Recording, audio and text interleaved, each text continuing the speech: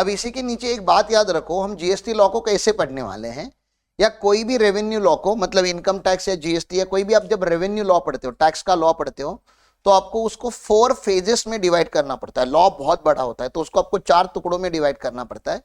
तो हम फेज 1 में हमेशा लेवी पढ़ेंगे। क्या पढ़ेंगे? लेवी को मतलब चार्ज बोलते हैं कि एग्जैक्टली इस लॉ में टैक्सेबल क्या है भैया। तो वही मैं आपको समझाना चाहता हूं, कल से समझाना चालू किया मैंने कि इस लॉ में टैक्सेबल क्या है। तो गुड्स और सर्विस का सप्लाई इस लॉ में टैक्सेबल है। तो कौन से गुड्स का टैक्सेबल है, कौन से सर्विसेज का टैक्सेबल है, कौन से सर्विसेज का नहीं टैक्सेबल है, वो सारी बात हम करेंगे। लेकिन आप फेज 1 में क्या पढ़ते हो? लेवी। एक बार फेज 1 में आपने लेवी पढ़ ली तो फेज 2 में आपको पढ़ना पड़ता है कंप्यूटेशन। क्या पढ़ना पड़ता है? कंप्यूटेशन। कि भैया ओके टैक्स तो आपने लगा दिया, अभी वैल्यूएशन कैसे होगा। तो जीएसटी लॉ में वैल्यूएशन के रूल आपको पढ़ने पड़ेंगे कि क्या होता है वैल्यूएशन। यूजुअली हम बोलते हैं invoice value by default. Invoice value मतलब मैं आपको कल समझा रहा था कि मैंने 1 लाख का आईफोन लिया, 60,000 रुपए का पुराना आईफोन दिया, तो भैया इनवॉइस कितने का बनेगा? 1 लाख का बनेगा। जीएसटी भी कितने पे लगेगी? तो वैल्यूएशन का रूल है, तो कंप्यूट कर रहा हूं। और उसका फिर 18%, अगर रेट 18% है तो 28% रेट है तो 28%, 5% रेट है तो 5%। तो जीएसटी के रेट अलग अलग है। तो कंप्यूटेशन में हम वैल्यू मल्टीप्लाई बाय रेट पढ़ते हैं। क्या पढ़ते हैं? Value multiply by rate. GST is equal to what? Value multiply by rate of tax is equal to GST का अमाउंट। मैंने बोला 1 लाख का फोन, 18% जीएसटी, तो 1 lakh into 18% is equal to 18,000, that is your GST. तो कंप्यूटेशन पढ़ना पड़ेगा हमने। एक बार हमने फेज 1 में लेवी पढ़ लिया, मतलब क्या टैक्सेबल है वो पढ़ लिया। फेज 2 में कितना टैक्सेबल होता है या अमाउंट कितना आएगा वो पढ़ लिया। तो फेज 3 में हमें पढ़ना पड़ता है कि भैया कलेक्शन क्या होगा, कलेक्शन कैसे होगा, डिपार्टमेंट में ये जाएगा कैसे। तो आपको पता है कलेक्शन 20 तारीख को होता है, अगले महीने के 20 तारीख को। जीएसटीआर 3B आप इसको बोलते हो। क्या बोलते हैं? GSTR 3B। जैसा आज ही ड्यू डेट है, 20th Feb is the due date. For which month? For the January month. तो आज अपने ऑफिस में वैसे मैक्सिमम भर के हो गया है, लेकिन कुछ 10-12 बचे रहेंगे, वो आज वो लोग पेमेंट करके भर देंगे। तो आज क्या है? ड्यू डेट है पेमेंट का। तो आज गवर्नमेंट के अकाउंट में पैसे जाने वाले। समझ में आ रहा है? That is collection. GST law में कलेक्शन 2 तरीके से होता है, एक आईटीसी का कलेक्शन एंड कैश का कलेक्शन। आईटीसी मतलब इनपुट टैक्स क्रेडिट और कैश, ठीक है ना? नहीं कैश मतलब या तो आप टैक्स 2 तरीके से भर सकते हो, इनपुट टैक्स क्रेडिट को यूज करके भर सकते हो या कैश पेमेंट कर सकते हो। तो आप अगर आपके पास आईटीसी होगा, कूपन होगा, अगर मैंने आपको पिज्जा का कूपन दिया और कूपन में पिज्जा आ रहा है तो आप क्या करोगे?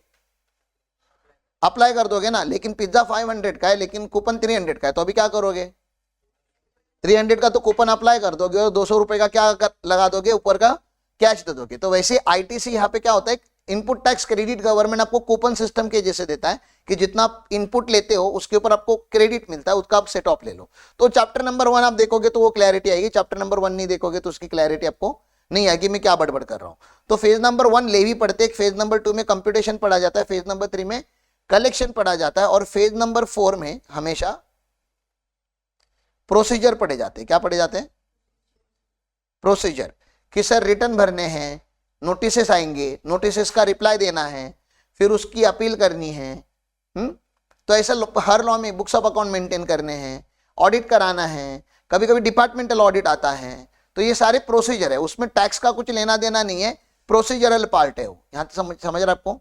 पेनाल्टीज लगेंगी, पेनाल्टी कैसे आएंगी, फिर उसका रिप्लाई कैसा जाएगा, राइट? तो उनको हम प्रोसीजरल लॉ बोलते हैं। तो हमें 4 फेज में पढ़ना होता है लॉ। फेज 1 में हमें लेवी पढ़नी होती है, फेज 2 में कंप्यूटेशन पढ़ना होता है, फेज 3 में कलेक्शन पढ़ना होता है, और फेज 4 में प्रोसीजर पढ़ना पड़ता है। अब आपको लगता होगा कि हम ये अलग अलग करके पढ़ सकते हैं, ऐसा नहीं है। हम शुरू में इसको चारों फेज को अलग अलग फेज में पढ़ते हैं इनिशियली, बट जब आप लाइफ में अप्लाई करते हो तो आपको चारों फेज को at the same time apply करना होता है। कैसे?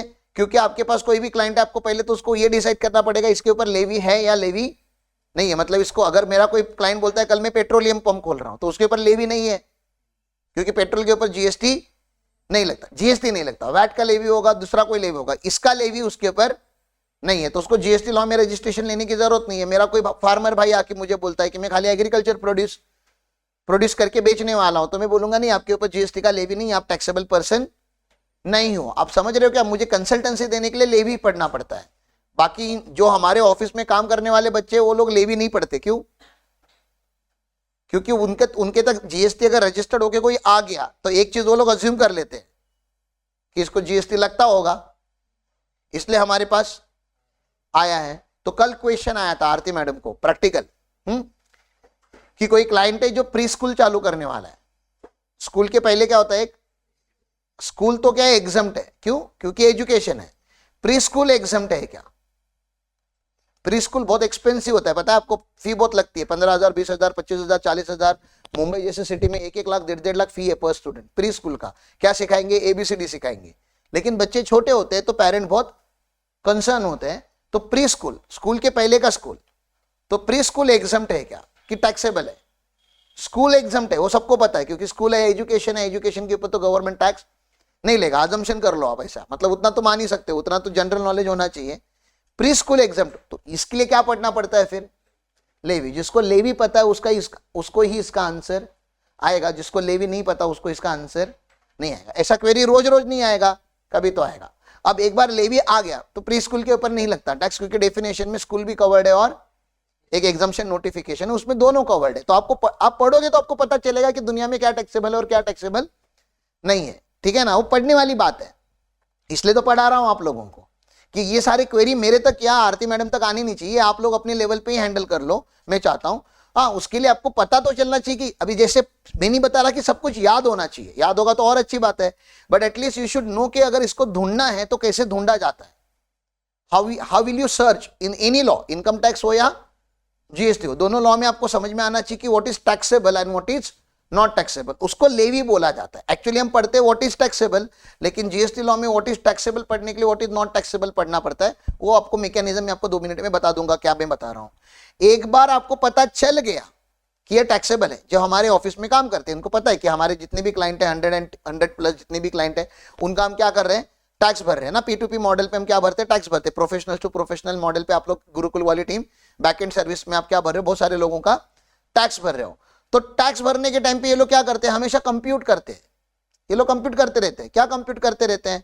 तो जब R1 भरते हैं तो वो सेल्स कंप्यूट करते हैं, और सेल्स का आउटवर्ड लाइबिलिटी कितना आता है वो कंप्यूट करते हैं। फिर ये 2A 2B करके ये लोग कुछ भरते हैं, उसमें ITC कंप्यूट करते हैं, ITC का रिको करते हैं।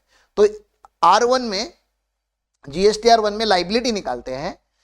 R2A 2B में देखो ये ऐसा होता है, GST R1 में आउटवर्ड सप्लाई होता है। आउटवर्ड सप्लाई मतलब सेल्स।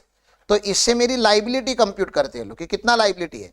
तो इस महीने अगर मैंने 10 लाख का सप्लाई किया होगा और 18% अगर इसका रेट है तो मेरी लाइबिलिटी कितनी हो गई, 1.8 लाख। ये समझ में आ रहा है? फिर ये लोग R2A 2B में से, एक्चुअली 2A छोड़ दो, 2B में क्या देखते हैं लोग, ITC मतलब परचेस कितना किया वो देखते हैं। मान लेता हूं मैंने परचेस किया था 6 लाख का, 6 लाख का 18% कितना होता है, 1,08,000। ठीक है ना, इतना मेरे पास ITC है। तो ये भी कंप्यूट करना पड़ता है, ये भी कंप्यूट करना पड़ता है। ये 11 तारीख के आसपास कंप्यूट होता है और ये 14 के आसपास फ्रीज हो जाता है। तो ये 11 पे होता है, ये 14 पे होता है। अब गैप कितने का आया है, गैप कितने का आया, 1.8 में से 1.8 में से सॉरी हाँ 1.8 में से 1.08 चला गया, तो कितना आ गया, 72,000 का गैप आ गया। इसको कैश में पे करना पड़ता है। कैश मतलब एक्चुअली गवर्नमेंट कैश नहीं लेता, ऑनलाइन आप पेमेंट करते हो, लेकिन हम इसको कैश लेजर बोलते हैं कि आपको अभी एक्चुअली पैसे देने पड़ेंगे। इतने का आपने वैल्यू एडिशन किया है, ये आप 20 तारीख को करते हो, 20th को करते हो। मैंने क्या बोला समझा आपको?